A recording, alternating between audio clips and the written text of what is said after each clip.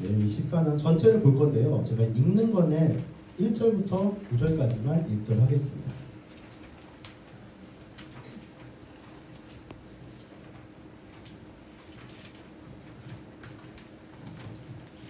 네, 이 14장 1절부터 9절 제가 먼저 읽고요. 교독하면서 읽도록 하겠습니다. 여호와께서 모세에게 말씀하여 이르시되 나병한 자가 정결하게 사는 날에 그리하니 곧 그 사람을 그 사람으로 돌아가시고 제사장은 진영에서 나가 진찰할지니 그 환자에게 있던 나병 환부가 나았으며 제사장은 그 사람을 환자들과 만나서 하나님의 관계에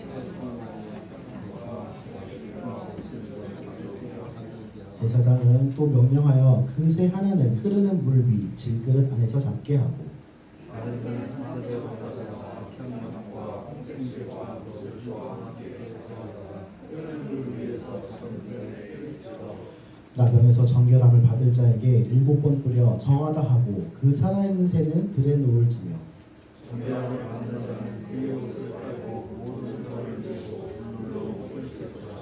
이러한 정함이 그 외에 시행을 거두시나 마지막에 예를 먹는 것이요. 다 같이 읽겠습니다. 일곱째 날에 그는 모든 털을 위에 머리털과 수염과 눈썹을 다 내고 그의 옷을 빨고 몸을 씻어 이시라. 그대하여 정합니다. 자, 오늘 나눌 내용이 14장은 나병 환자가 정결하게 되는 날에 규례에 관한 그 기록이 적혀 있습니다. 먼저 그 첫 번째 부분을 보시면은 이제 1절부터 원래 이제 7절까지인데 네. 죄송합니다. 1절부터 7절까지 있는데 어떤 내용이냐면은 나병 환자가 이제 나병이 다 나았을 때 이제 제사장 앞에 나아가서 정결함을 입는 그 과정에 대해서 기록이 되어 있습니다. 이제 나병 환자가 이제 그 나병에 걸린 환부를 제사장에게 보여줘요. 그러면은 제사장은 이제 다 나았으니 당신은 정결합니다라는 그 의식을 치르게 됩니다. 새 2마리를 잡아서 한 마리는 흐르는 물 위 질그릇을 잡고 다른 한 마리는 백향목과 홍색실 그리고 우슬초와 함께 그 흐르는 물 위에서 그 다른 새 한 마리를 잡습니다. 그리고 처음에 잡았던 그 새의 그 피를 나병 환자에게 7번 뿌려서 정하다 하면은 그 사람 다시 이제 공동체로 들어올 수 있게 되는 것이죠. 자, 근데 여기서 좀 먼저 중요하게 나누고 싶을 부분이 6절입니다. 6절 다시 한번 읽어보면은 다른 새는 산채로 가져다가 백향목과 홍색실과 우슬초와 함께 라고 적혀 있는데 이 정결례를 행하는 과정에서 함께 쓰인 백향목, 우슬초, 홍색실 이것에 관한 의미를 좀 같이 한번 나눠보고자 합니다. 왜 하나님께서는 이것들을 가져와서 정결례를 사용하라고 하셨는지 그리고 각 그 물건들에는 어떤 의미가 담겨져 있는지를 하나씩 살펴보도록 하겠습니다. 자, 먼저 백향목입니다. 구약 성경을 보시면은 이 백향목이라는 나무를 자주 보실 수 있으실 거예요. 이 백향목이 혹시 어디에 쓰는지 아시나요, 혹시? 구약에도 보시면은 92편에 의인은 레바논의 백향목 같이 성장한다라고 기록이 되어 있기도 하고 솔로몬이 이 백향목을 사용해서 성전을 세우는 것을 이제 볼 수가 있습니다. 자, 이렇게 백향목은 그 건축의 벽면이나 기둥 이런 것들을 세울 때 중요한데요. 이제 건물을 세울 때 뭐 여러 가지 중요한 요소들이 있겠죠. 뭐 단단한 집안이라든지 뭐 구조적으로 얼마나 뭐 튼튼한 건지 뭐 여러 가지 의미가 여러 가지 것들이 있겠지만 기둥에 관해서만 좀 얘기를 나누고자 합니다. 보통 이렇게 층수가 높은 건물들은 그 건물 위에서부터 내리는 그 하중이라는 게 있는데 그 하중을 얼마나 잘 견뎌내는가가 대단히 중요한 기술 중에 하나입니다. 그것을 주로 감당하는 것이 기둥이에요. 이 기둥을 얼마나 튼튼하게 올렸는가, 또 이 기둥이 얼마나 그 무게를 잘 분산해서 잘 세울 수 있는 건가라는 것을 이제 볼 수가 있는데 아마 이제 대부분의 성도님들은 뉴스로 옛날에 직접 보셨을 거예요. 그 삼풍백화점 다들 아시죠? 그 삼풍백화점이 무너졌을 때 또 이제 조금 지난 이슈이긴 한데 그 순살 아파트 그 그것도 똑같은 이유입니다. 그러니까 원가 절감이라는 이유로 기둥을 약하게 짓거나 아니면은 필요한 개수의 그 기둥이 있는데 그 기둥 개수를 좀 더 줄였거나 해서 그 무게를 견디지 못해 무너지는 일들이 있었던 것을 아마 이제 성도님들 많이 보시게 될 거예요. 자, 다시 말씀을 돌아와서 성경에서 이제 성전을 세울 때에 쓰이는 나무가 이 백향목입니다. 이 이스라엘에서 많이 자라는 이 백향목은 최대 40m까지 성장하는 아주 큰 나무라고 해요. 그리고 이 목재 자체가 굉장히 단단해서 뭐 기둥이나 대들보 등 건축할 때 많이 사용이 된다고 합니다. 열왕기상 5장하고 6장을 보시면은 이 백향목이 어디에 쓰였는지 기록이 되어 있어요. 이렇게 이 튼튼한 백향목은 성경에서 견고함을 상징하기도 합니다. 자, 나병에 걸려서 우리가 죄로 인해 무너졌던 그 사람을 하나님께서 다시 견고하게 세워주신다는 그 의미로 백향목이 사용된다는 것을 볼 수 있는 것이죠. 자, 두 번째는 이제 홍색실입니다. 홍색실은 저희가 출애굽기 말씀 나눌 때부터 쭉 계속 나눴던 그런 항목이에요. 저도 물론 전에 홍색실에 대해서 이야기를 나눈 적도 있었죠. 성막을 지을 때 제가 이제 이전에 나눴던 그 말씀 중에 성막을 지을 때 동쪽 문에만 성막의 문을 만들고 거기에 홍색, 자색, 청색실로 수놓는다고 이제 전에 나눈 적이 있었습니다.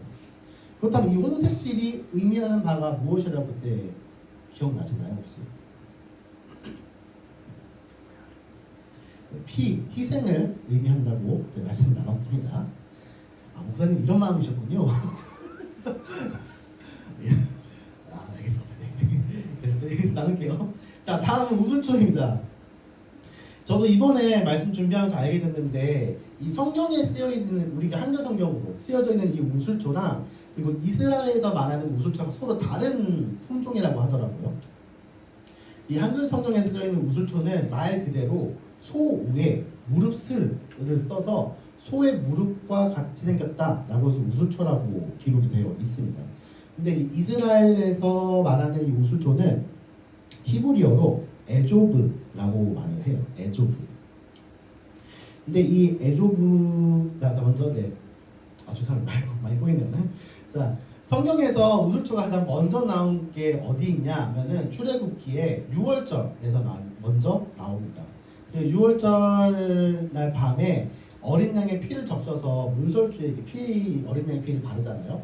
이 피를 발랐을 때 쓰인 솔이 우슬초입니다. 출애굽기 12장 22절에 우슬초 묶음을 가져다가 그릇에 담은 피에 적셔서 그 피를 문 인방과 좌우 설주에 뿌리고 라고 기록이 되어 있어요. 자, 이렇게 우슬초, 에조브의 의미는 지나가다, 넘어가다 라는 의미입니다. 우리가 이제 계속 말하고 있는 이 6월절에서 6월, 이게 넘어갈 위에 넘어갈 월을 사용하잖아요. 그런 것처럼 이 우슬초는 넘어가다, 정결, 정화의 의미를 담겨 있기도 합니다. 실제로 이 우슬초는 이스라엘에서 차로 다려마시면은 이게 좀 약간 신심의 안정을 찾아온다고 해요. 그리고 좀 여러 가지 민간요법 이런 것에서 약초로 많이 쓰이기도 한다고 합니다.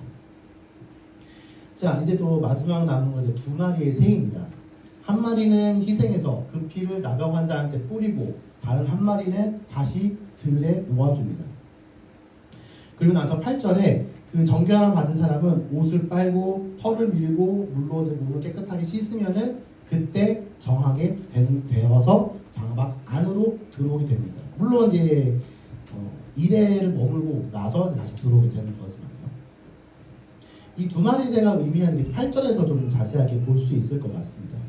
나병 환자는 부정한 사람이기 때문에 공동체 안에 머무를 수가 없어요. 우리 지난주에도 나눴듯이 나병 환자를 격리시키는 것은 차별이 아니라 사랑이라고 지난번에 나누기도 했었습니다. 이제 다시 깨끗해져서 공동체 안으로 들어왔다라는 것을 이제 비둘기를 잡아서 그 희생하는 그 과정을 통해 다시 깨끗하게 되었다라는 것을 볼 수 있는 것이죠. 그리고 이제 들에 놓아진 새는 다시 자유롭게 원래 있던 곳으로 돌아가잖아요. 그런 것처럼 공동체 밖에 있던 그 나병 환자가 다시 공동체 안으로 들어오는 것이 두 마리의 새가 의미하는 것이라고 볼 수가 있는 것입니다. 예, 이제 두 번째 내용을 보시면은 11절부터 33절까지 내용인데 저희가 제목을 이렇게 지어봤어요. 내가 잘나서 이룬 것이 아니라 하나님의 은혜입니다. 자, 이게 어떤 내용이냐면은 이제 공동체로 들어온 이 나병 환자가 하나님께 제사를 드려요. 근데 이 제사가 한 가지 제사만 드리는 것이 아니라 여러 제사를 드리며 또 제사장은 각 제사를 어떻게 드려라 라는 것이 기록이 되어 있는데 우리가 이전부터 이 레위기를 계속 말씀 나눌 때부터 이 어떤 제사는 무슨 의미가 있고 무슨 의미가 있고 하는 것을 계속 나눴어요. 그래서 오늘은 그것보다는 이 사람이 나병 걸렸던 이 사람이 누구에게 제사를 드리는가를 조금 더 집중하여 보려고 합니다. 자, 나병 환자가 이제 다시 들어오게 되어서 하나님께 제사를 올려드립니다. 그 제사가 뭐 여러 가지 제물도 사용했고 혹은 그 제물을 준비할 수 없는 사람은 집비둘기 혹은 산비둘기도 괜찮다고 기록이 되어 있는 것이죠. 자, 그 전에 먼저 해야 될 것은 털과 수염과 눈썹을 다 밀고 옷을 빨고 몸을 씻습니다.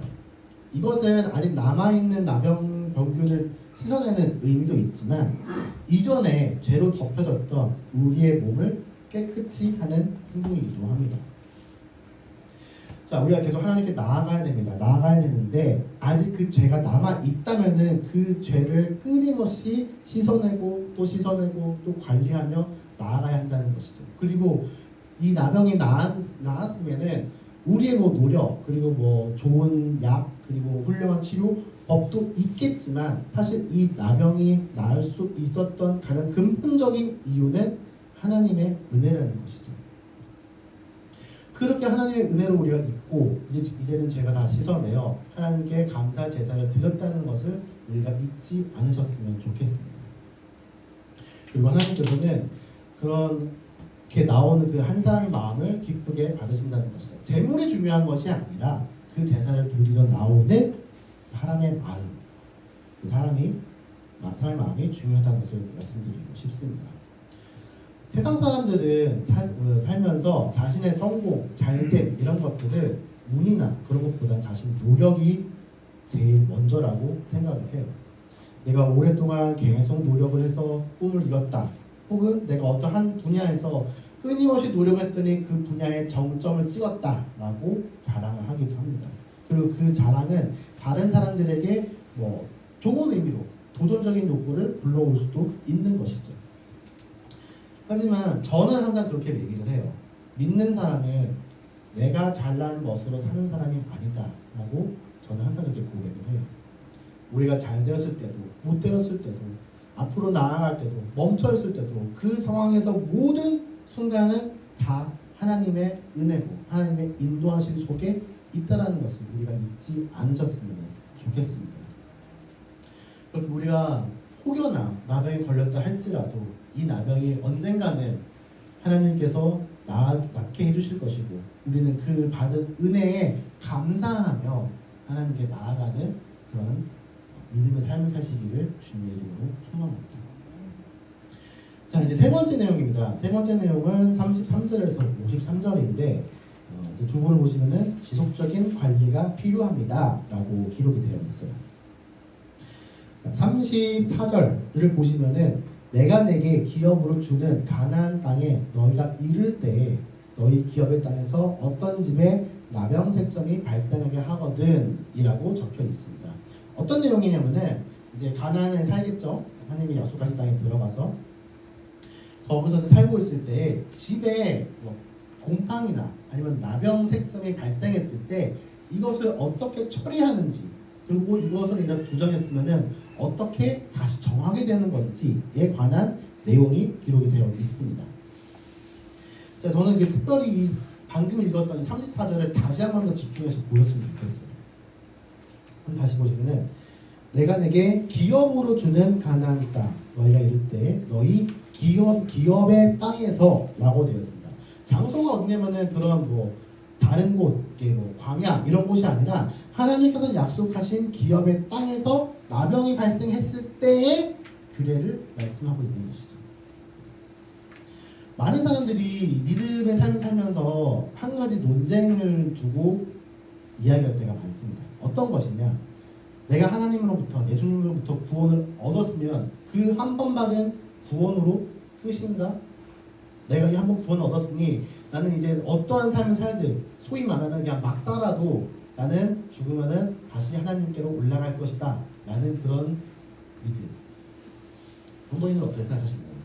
계속 내가 이 은혜를 구원받은 거를 끝까지 지켜나가며 하나님 앞에 설 때까지 구원을 이루어 나가는 것인가요? 아니면은 나 한 번 받았으면 끝이야. 나는 막 살아도 돼. 좀 극단적으로 말씀드리겠지만 저는 오늘 이 말씀 봤을 때는 저는 약간 전자 쪽이라고 좀 말씀을 드리고 싶어요. 하나님께서는 계속 정결하게 위해 끊임없이 노력해야 한다는 점을 강조를 하고 있습니다. 설령 그것이 하나님께서 약속하신 그 기업의 땅에서 발생한 것이라고 할지라도 물론 집도 자신도 계속 관리를 잘해서 깨끗하게 하면은 더할 나위 없이 좋겠죠. 하지만 우리도 모르게 혹은 의도적으로 됐든 의도적이지 않든 언젠가는 나병이 생기고 그 나병이 점점점 더 커질 수도 있다라는 것이죠. 제가 이제 형제들은 다들 아시겠지만 군대 딱 처음 입대하면은 군번줄을 받아요. 이 군번줄이 여러 이렇게 저 같은 경우에는 처음에는 괜찮았다가 점점 이 군번줄 라인을 따라서 이렇게 그 흔히 말하는 쇠독 이렇게 햇빛 알레르기 같은 피부염이 발생했었습니다. 처음에는 되게 작았어요. 손가락 한 손톱만큼 됐었나? 그래서 그냥 가려울 때마다 그냥 한 번씩 이렇게 긁어가지고 이렇게 그냥 지냈었는데 전역을 하고 나서도 그냥 괜찮겠지. 이렇게 여름에 땀 나고 막 이럴 때만 좀 올라오니까 그때만 이제 좀 막 이렇게 긁었다가 이게 점점 커지더라고요. 한 손가락 최대 크기 한 손가락 2마디 정도 이렇게 목에 이렇게 생기더라고요. 그러다가 여기 있던 이 피부염이 반대쪽으로 옮게 되는 거예요. 그러다가 여기도 긁으니까 여기도 긁고 여기도 가려우니까 여기도 긁고 계속 긁으니까 이제 피부도 벗겨지고 거기에 땀도 묻으면 엄청 따가워지거든요. 그래도 이게 심할 때만 잠깐 그때만 좀 참으면 되겠지 하면서 놔뒀거든요. 그러더니 이게 더 커지더라고요. 그러다가 이거 진짜 안 되겠다. 이제 좀 약을 발라야겠다 싶어서 전문 그 피부과에 가서 좀 보여주고 연고 한 번 바르고 끝냈습니다. 바로 깨끗해지더라고요. 무슨 말씀 드리고 싶은 거냐면은 여러분들 안에도 그렇게 조그만한 정말 별거 아닌 것 같은 나병 혹은 곰팡이 같은 것들이 있을 수도 있어요. 물론 없기를 간절히 소망합니다. 근데 만약에 생겼다 할지라도 이것을 바로 드러내어 버리셨으면 좋겠습니다. 오늘 이 성경 말씀에도 어떻게 되어 있냐면은 만약에 벽에 나병 그 색점이 생겼다 그러면은 그 부분을 떼어내서 버리라고 되어 있어요. 그리고 그 주변에 있는 것들을 다 긁어내야 돼요. 다. 근데 나중에 다시 찾아갔을 때 그 나병이 없어지지 않고 더 번졌다 그러면은 이거는 악성 나병이다 라고 해서 어떻게 하냐면은 그 전체 집을 다 허뭅니다. 다 허물고 그 집을 지었던 돌이나 나무, 흙 이런 것들을 다 버려야 돼요. 다. 그리고 그 집에 살던 사람도 다 그 옷을 다 빨고 씻고 깨끗하게 해서 해야 됩니다. 제가 아까 말씀드렸던 저의 이 목에 생겼던 피부염 그리고 악성 나병으로 생긴 이 집을 통째로 버려내는 것. 이것은 집중하셔서 우리가 좀 같이 나눠도 좋겠습니다. 내 안에 이거 정도는 괜찮겠지. 이거 정도는 별거 아니겠지. 내가 잘 할 수 있겠지 하는 그 타협심이 결국에는 온몸으로 다 퍼져서 우리 몸이 다 전체에 버려지는 그런 일이 생길 수도 있다는 것이죠. 그것의 예방은 내가 나병을 발견했을 때, 곰팡이를 발견했을 때 그 즉시 버리는 겁니다. 이제 오늘 말씀을 정리하려고 합니다. 오늘 레위기 14장에서 우리가 3가지 내용으로 말씀을 나눴습니다. 첫 번째는 정결례에 쓰인 백향목, 홍색실, 우수초 그리고 2마리의 새입니다. 백향목은 경광을 말씀드린다 했고, 그리고 홍새실은 희생, 무술초는 정결함, 그리고 두 마리 새는 희생과 공동체로 돌아옴이라고 말씀드렸습니다. 이제 두 번째로 내가 잘나서 이룬 것이 아니라 하나님의 은혜입니다를 통하여서 깨끗하게 하시는 이는 사람이 아니라 나의 노력이 아니라 하나님임을 우리가 고백하며 나아간다고 말씀드렸습니다. 그런 나병 환자는 하나님께 감사함, 자신의 죄를 속죄하는 제사를 드림으로 하나님은 자신에게 나오는 그 사람의 마음을 기쁘게 받으신다는 것을 또 나눴습니다. 세 번째, 지속적인 관리가 필요합니다. 집에 그 나병색정이 발생하면 그 부분을 드러내어 성 밖에 버리고 주변은 긁어냅니다. 만약에 악성 나병이면은 집 전체를 다 드러내어 버리게 됩니다. 이것은 광야에서도 생길 수도 있지만 하나님께서 약속하신 그 약속의 땅에서도 발생할 수도 있습니다. 그렇게 우리가 한번 구원받았다, 끝! 더 이상 이제 우리는 더 할 게 없어 라고 끝내는 것이 아니라 다시 하나님 만날 때까지, 혹은 주님이 다시 이 땅에 오실 때까지 우리는 계속해서 우리의 몸과 마음과 그리고 집을 계속 관리를 하셨으면 좋겠습니다. 그렇게 혹여나 공포를 발견했을 때, 나병을 발견했을 때 이 정도는 괜찮겠지 하고 타협을 보시는 게 아니라 바로 드러내어 버리시는, 그렇게 계속 관리하며 삶을 살아가시는 그런 삶이 되시기를 주님의 이름으로 간절히 소망합니다. 기도드리겠습니다. 하나님과 하나님 아버지